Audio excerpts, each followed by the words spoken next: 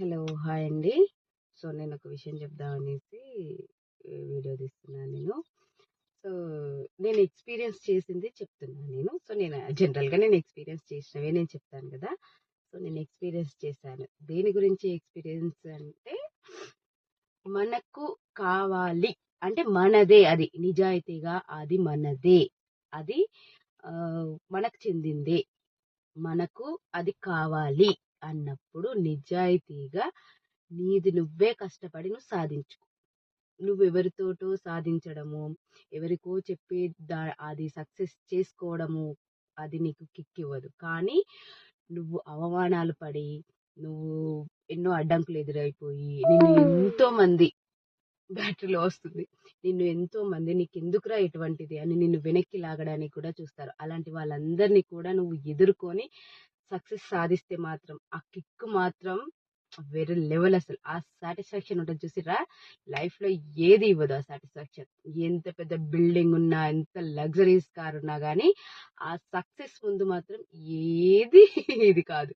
But ఎవరి ఎవరి సహాయాన్నన్నా కోరి సక్సెస్ సాధించుకుంటే మాత్రం అది ఎప్పటికీ కొంచెం గిల్టీ ఫీలింగే ఉంటది.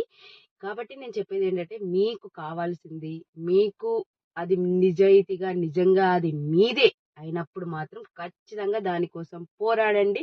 దాన్ని సాధించడానికి ప్రయత్నం చేయండి. ఎంతోమంది ఎన్నో చెప్తారు. ఎన్నో అవమానాలు కూడా ఎదురైతాయి. ఎన్నో మాటలు చెప్తారు. కానీ అవన్నిటిని కూడా పట్టించుకోకుండా మీ మీరు ఏదైతే అనుకుంటున్నారో అది సాధించండి. మెయిన్‌లీ మనము ఏదైనా గాని సాధించేటప్పుడు మన నోటిని ఎక్కువ ఉపయోగించొద్దు. ఎందుకంటే పడపడ మాటలంటే మాటలకు వాల్యూ ఉండదు. ఒక మాట అన్నా దానికి వాల్యూ ఉండేటట్టు చూసుకోవాలి. నోటితోటి మాత్రం ఎక్కువ మాటలు మాట్లాడొద్దు. ఎక్కువ ఇది ఉపయోగించాలి. ఇది ఉపయోగించాలి. ఇది ఉపయోగించి మాట్లాడాలి. 2 కాళ్ళు, 2 చేతులు, ఒక బ్రెయిను ఇచ్చాడుగా భగవంతుడు. సో, దాన్ని ఉపయోగించుకొని మనము మన సక్సెస్‌ని అనేది సాధించాలి. కానీ ఒక్కటి మాత్రం నిజం. వేరే వాళ్ళతోటి మనం సక్సెస్ అంటే వేరే వాళ్ళ సహాయంతోటి మనం తీసుకున్న సక్సెస్ ఉంటది చూసారా? అది సాటిస్ఫాక్షన్ ఇవ్వదు. నువ్వు పోరాడి, నువ్వు అవమానపడి, నువ్వు గెలుస్తావు చూసినావా? ఆ సక్సెస్ సాధించడంలో ఎన్నో కన్నీళ్లు కూడా పోతాయి. కానీ ఎన్ని కన్నీళ్లు రాలినా, ఎంత ఎదురైనా కూడా ఎదురు నిలబడి సక్సెస్ సాధిస్తావు చూసినావా? Life time satisfaction. సీరియస్‌లీ చెప్తున్నా. లైఫ్ టైమ్ సాటిస్ఫాక్షన్ తెలుసా అది?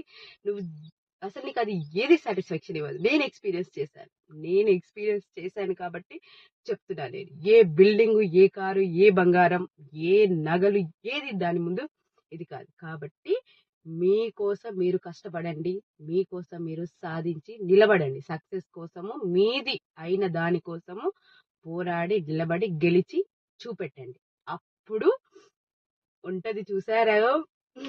నేనైతే అది సో, అది చెప్తున్నాను నేను. అది చెప్పాలనేసి నేను కారు కూడా లోపల పెట్టలేదు. నేను ఇప్పుడే వచ్చినా మా అమ్మమ్మ వాళ్ళ ఇంటి నుంచి. ఎంతైతుంది? 7, 11 అవుతుంది. ఇంకా నేను కారు కూడా లోపల పెట్టలేదు. మీకు ఈ విషయం చెప్పిన తర్వాతనే నేను కారు లోపల పెడదాము అనేసి అనుకున్నా నేను.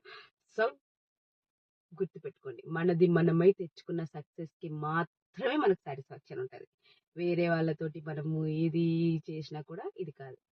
సో, ఎవరి మీద ఎవరి ఎవరి మీదనైనా డిపెండ్ అవ్వాల్సి వస్తే మాత్రం వాళ్ళకి మాత్రం లాయల్‌గా ఉండాలి. మనం ఒకరి మీద డిపెండ్ అయ్యి ఉన్నాము అంటే మాత్రం వాళ్ళకి లాయల్‌గా ఉండాలి. అది కూడా గుర్తుపెట్టుకోండి. సో, ఇది నేను చెప్పాలనుకుంటున్నాను. బాయ్.